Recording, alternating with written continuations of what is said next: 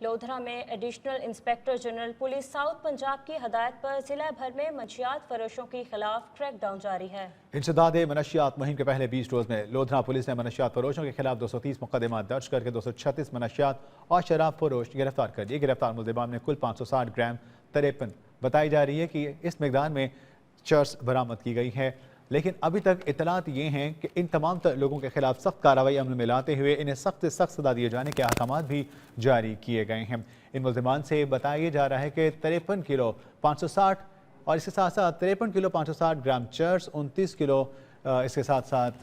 भांग, 6277 litre शराब, 765 litre इसमें दीगर नशावर अद्वियात, 45 ग्राम हेरोइन, 545 ग्राम अफ्यून और 21 चालू भट्टियां भी बरामद हुई हैं। इस मौके पर डीपीओ मोहम्मद काशिफ असलम ने कहा है कि मुआशरे को मनशियात के नासूरों से बचाने के लिए भरपूर क्रैकडाउन जारी है और पुलिस मनशियात फरोशों को कैफरे के डार तक पहुंचाने के लिए पुरआज़्म है।